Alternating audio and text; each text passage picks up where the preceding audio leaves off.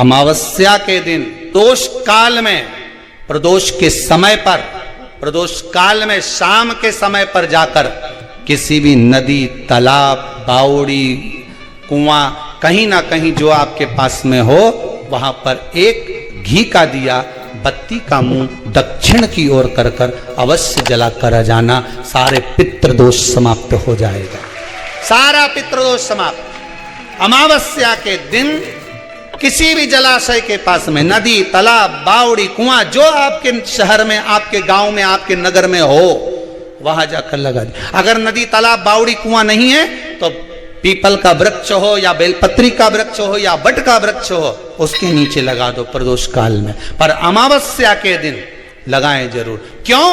क्योंकि अमावस्या के दिन पितृ शाम के समय प्रदोष काल में शंकर भगवान का नाम जाप कर कर नदी, तालाब, बावड़ी पर पानी पीने जाते हैं। वहां से जल का आचमन कर कर पितृ अपने लोक को चले जाते हैं प्रदोष काल के समय पर। इसलिए प्रदोष काल में जलाशय के पास में, बावड़ी, कुआं, नदी, तालाब के किनारे पर दिया लगाया जाता है दक्षिण की ओर मुख कर कर बत्ती का।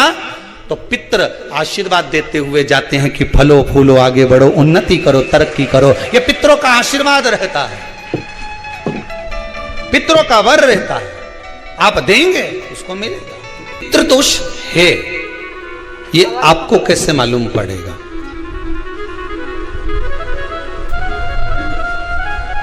पितृ भूखे हैं, इसका तो वर्णन हमने पहले कर दिया कि रात्रि को जब आप सोने के बाद में 1-1.5 घंटे बाद अगर आपकी नींद खुल जाए, 1 घंटा 1.5 घंटा आप सो लिए, उसके बाद जो नींद खुली तो 1-1.5 घंटे तक अगर आपको नींद नहीं आ रही है, रात्रि को सोने के बाद में 1 घंटे बाद जब उठे तो आपको प्यास लग गई, भूख लगने लगी, प्यास लगने लगी कि मेरे को पानी पीना पड़ेगा, घबराहट हो रही, पानी पीना पड़ेगा। 1-1.5 घंटे सोने के बाद अचानक नींद खुले और आपको प्यास लगे, समझ लेना आपके पितृ भूखे हैं और प्यासे हैं, भूखे और प्यासे हैं, उनको जल की जरूरत है। किसी भी नदी में, सरोवर में, कुंड में, बावड़ी में, तालाब में, आप तीर्थ में जाकर जब स्नान करते हैं तो स्नान करने के बाद एक काम का नियम बना लो कि अपने हाथ की अंजलि में जल लेकर अपने पूर्वजों को देना है। प्यासे रहते हैं, भाग मांगते हैं, प्राप्त करना। 3 वृक्ष पितरों के तुल्य हैं। पहला पीपल, दूसरा बट वृक्ष, तीसरा बेलपत्र का वृक्ष। ये पितरों के तुल्य हैं। अगर आपको रात्रि में नींद नहीं आ रही है, ऐसा लगता है कि रात्रि को 1 घंटा 1.5 घंटा सोने के बाद कुछ गलत गलत विचार आने लगते हैं, नींद सुबह 3 बजे तक, 4 बजे तक नहीं आती, 4 बजे के बाद फिर नींद आती है, तो एक प्रैक्टिकल जरूर कर कर देखना। एक प्रैक्टिकल करने में क्या जाता है? प्रयास करने में क्या कुछ जाता है क्या? प्रैक्टिकल कर कर देखना कि कहीं सीओर वाला महाराज झूठ तो नहीं बोल रहा है। तो प्रैक्टिकल करने में कुछ नहीं जाए। 1 लोटा पानी लो, उसमें थोड़ा सा कच्चा दूध डाल लीजिए। पत्री का पेड़ या पीपल का पेड़ या बट का पेड़, इन पेड़ के नीचे ले जाकर उस दूध को दोपहर में सुबह 10 बजे से लेकर 12 बजे के बीच में ले जाकर चढ़ा दीजिए। रात्रि को फिर ना आपको प्यास लगेगी, ना भूख लगेगी, नींद एक बार लगी तो सुबह ही खुलेगी। प्रैक्टिकल करने में क्या जाता है? पानी डालने में तुम्हारा कुछ जाएगा? अरे बोलो तो सरी, प्रैक्टिकल करने में क्या जाता है? कुछ भी नहीं बिगड़ेगा। ये तो बस जल डालोगे तुम्हारा ही कुछ अच्छा हो सकता है, बाबा की कृपा। 3 वृक्ष पितरों के तुल्य हैं। पहला जम के बोलिए पीपल, दूसरा बट वृक्ष, तीसरा बेलपत्री का वृक्ष। 3 पीपल के वृक्ष में 52,000 ब्राह्मण एक साथ निवास करते हैं, इसलिए पितृतुल्य है। बट वृक्ष ब्रह्मा जी के मस्तक से बना, इसलिए पितृतुल्य है। और बेलपत्री का वृक्ष माता पार्वती जी के अश्रु से बना। जब आंसू गिरे थे माता जगत जननी जगदम्बा पार्वती के, उस समय पर पितृ पितृलोक में हलचल उत्पन्न हो गई थी। हमारी नातिन की आंख में आंसू कैसे आ गए? मैनावती की पुत्री है,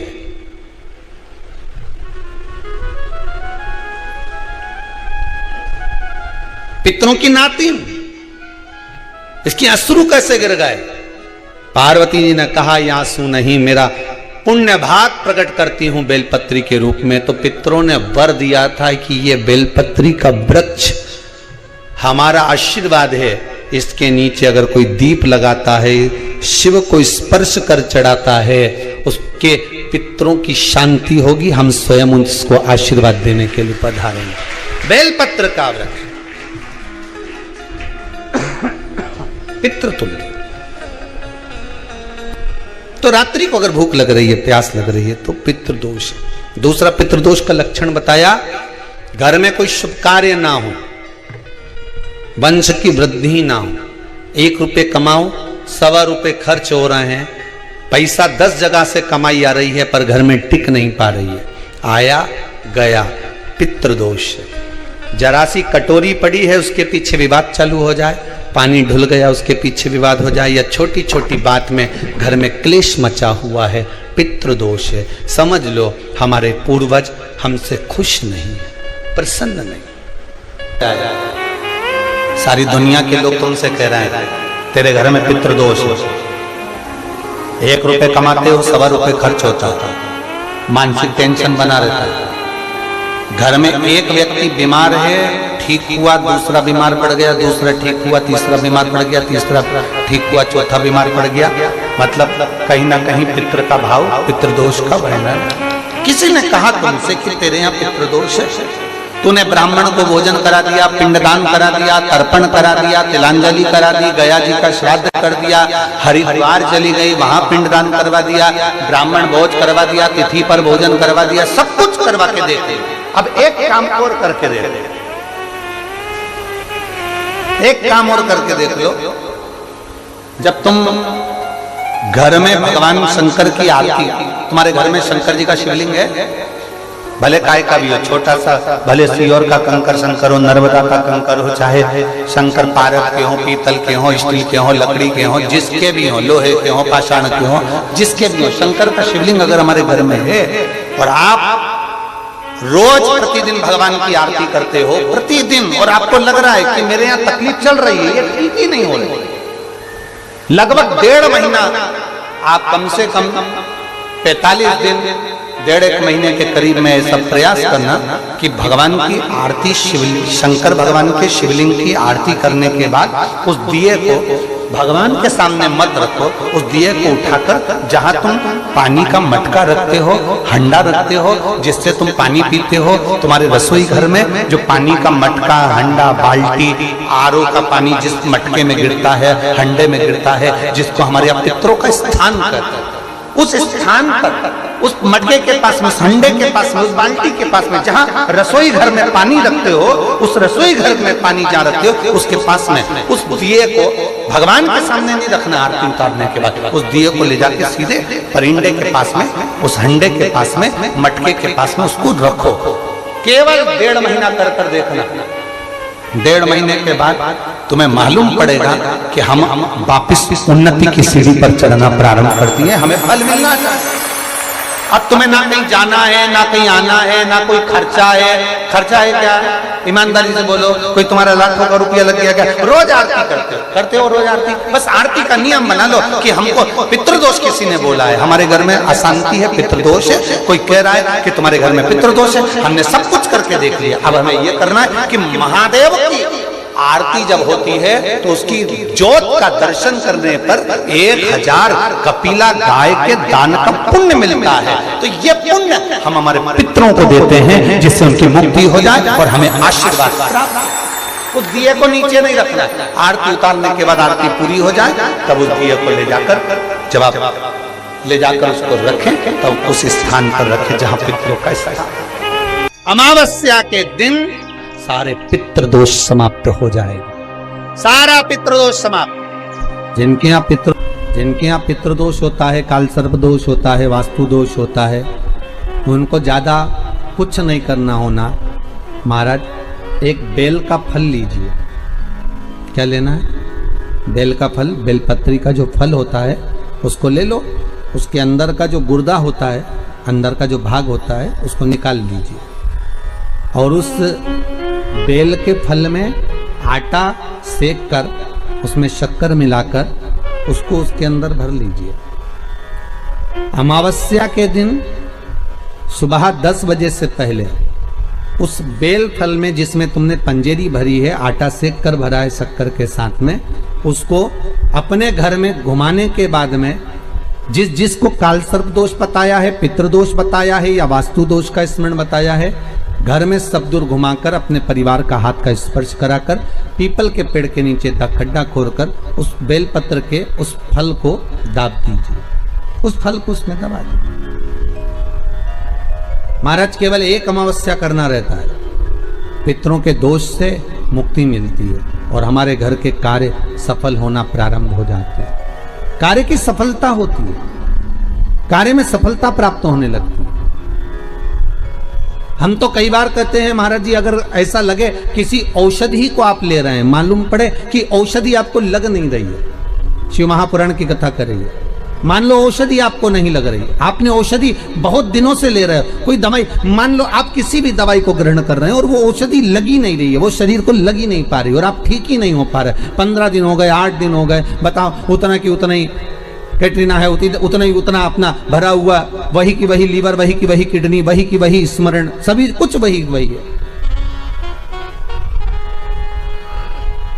उतने की उतना ही।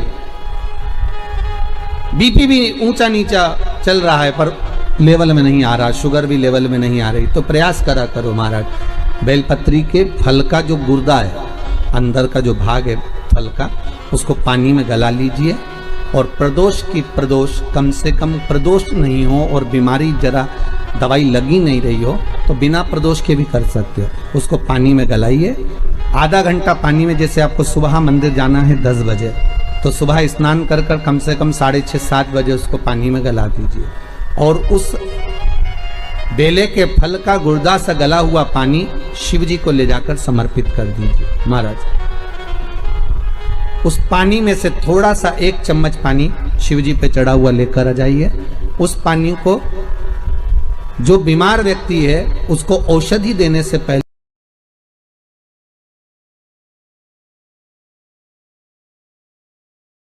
तुम्हारे साथ में कदम से कदम मिलाकर चलेगा।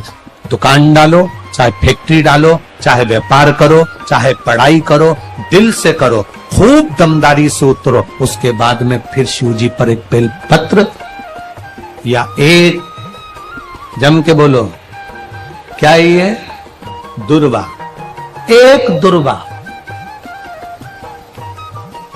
एक सबसे पहली दुर्वा,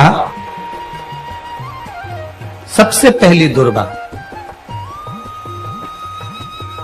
गणेश जी को और सबसे पहली दुर्वा शंकर जी को किसने समर्पित करी थी? किसने दी थी? कौन का विल पावर कमजोर हो गया था? कौन का विल पावर कमजोर हो गया था? कौन अपने आप को कमजोर समझने लगा था? कौन था जिसके पास सब कुछ था और उसके बाद भी उसका मन उदास हो गया था? वो था कुबेर, धनपति कुबेर, जिसके पास में सत्ता की कमी नहीं थी, बेबहू की कमी नहीं थी, धन की कमी नहीं थी, संपदा की कमी नहीं थी। वो कुबेर जो एक जगह बैठ जाए तो लोगों का कुबेर का भंडार भर दे। वो कुबेर का जब खजाना कम हुआ, भंडारा कम हुआ, अंत में उसकी आंख से जब आंसू बहा, तब कुबेर एक दुर्वा लेकर महादेव के पास पहुंचा और महादेव ने एक दुर्वा देकर रिद्धि सिद्धि के हाथ गणेश जी के पास पहुंचाया। कुबेर से कहा, तू अपनी मेहनत कर, तूने दुर्वा दी है, ये दुर्वा तुझे वापिस कुबेर अधिपति बनाकर छोड़ेगी। और छोड़ा। एक दुर्वा में वो बल होता है जो उसके विल पावर को मजबूत कर देती, संपदा को मजबूत कर देती, उसकी सत्ता को मजबूत कर देती, उसके बेबहू को मजबूत कर देती। एक दुर्वा सहज नहीं है। दुर्वा पीछे देखोगे तो डंडी एक है, देख रहे हो आप लोग? आप लोगों को ना भी दिखे तो अपने घर पर जाकर देखना। पीछे से देखोगे तो दुर्वा की डंडी एक है, आगे से देखोगे तो उसकी किनारियां 4-5 पत्तियां निकली हुई होती हैं। अर्थात एक रास्ता अगर दुर्वा का बंद होता है तो दूसरे रास्ते को दुर्वा खोल देती है, दूसरा बंद होता है तो तीसरे को खोल देती है, तीसरा बंद होता है तो चौथे को खोल देती है, चौथा बंद होता है तो पांचवे को खोल देती है। दुर्वा में वो बल होता है जो महादेव को हम जब अशोक सुंदरी की ओर डंडी का मुख कर कर, पत्तियों का मुख इधर कर कर शिव को समर्पित कर कर, एक लोटा जल जब बाबा को हम समर्पित करते हैं दिल से, 3 महीना लगातार आनंद के साथ, हाँ बीच में रजो धर्म आ जाए तो आप लोग उस समय मंदिर में नहीं जाते, नहीं चढ़ाते, उस समय छोड़ दो, पर अपने भावों से बाबा को समर्पित करो। नवयुवक बेटे बेटियां भी शिवजी पर जल चढ़ाओ, करो शंकर का गुणगान। इस वर्ष देश और विदेश में 10th और 12th का एग्जाम बच्चों ने दिया और सबने महादेव पर विश्वास कर कर दिया। 1 लोटा जल और 1 बेलपत्री पर शहद लगाकर शंकर का स्मरण कर कर अपनी विद्या के साथ में दिया। और जिसने दिल से 10th 12th का एग्जाम दिया और बाबा पर भरोसा कर कर दिया, खूब मेहनत कर कर दिया, उनका रिजल्ट मेरे बाबा ने अच्छा बनाया और अच्छा दिया। वो बेटा बेटी बड़े खुश हुए, प्रसन्न हुए, आनंद में हुए। आनंद था। आपके बल को मत गिरने दो, आपके विश्वास को मत गिरने दो। विश्वास दृढ़ी रखिए, जितना दृढ़ी हो सकता है उतना। रोग आ गया, बीमारी आ गई, कोई बहुत बड़ी बीमारी घर में आ गई है, तकलीफ बढ़ गई है, विल पावर मत गिरने देना। आ गई ना बीमारी, आपको कथा में पहले कहा था सबसे कठोर लोहा होता है, लोहे की तलवार बनती है, गुप्ती बनती है, बंदूक बनती है, तलवार से लोगों को मारा जाता है। सबसे कठोर लोहा, लोहे से ज्यादा कठोर होती है अग्नि, जो लोहे को गला देती है। कठोर कौन है? लोहे से ज्यादा, बोलो बोलो, अग्नि। अग्नि से कठोर होता है पानी। 1 लोटा पानी डाला, अग्नि बुझ गई। लोहे से कठोर अग्नि, अग्नि से कठोर पानी, पानी से कठोर होता है मनुष्य, जो लोटा भरकर निगल जाता है। जरा विचार करिएगा, ये मनुष्य अग्नि से, पानी से, लोहे से भी ज्यादा कठोर होता है, जो पानी को पचा जाता है। मनुष्य जो ज्यादा कठोर होती है बीमारी, जो अच्छे अच्छे पहलवान सूरमाओं को भी बीमारी निगल जाती है। अच्छे अच्छे सूरमाओं को, अच्छे अच्छे पहलवानों को, माइकल जैक्सन जैसे हीरो, बड़े बड़े हीरो हीरोइन को, जिन्होंने खूब फिल्में बनाई, बीमारी स्वयं स्वर कोकिला लता मंगेशकर जैसे को भी बीमारी। लोहे से कठोर अग्नि, अग्नि से कठोर पानी, पानी से कठोर मनुष्य, मनुष्य से कठोर होती है बीमारी, जो अच्छे अच्छे पहलवान को निगल जाती है। और बीमारी से भी ज्यादा कठोर होता है मेरा काल अधिपति महाकाल राजा, जो बीमारी को ही निकल जाता, बीमारी को निकल जाता। एक बेलपत्र जो शिव जी पे चढ़ी हुई है, उसको लाकर हम जब खाते हैं, ये बेलपत्र नहीं रहती, ये औषधि बन जाती है। इस व्यासपीठ ने लाखों करोड़ों लोगों को देखा है, लाखों की भीड़ में लोग कथा सुनने आते हैं। बेलपत्री के महत्व को जिसने जान लिया, वो जान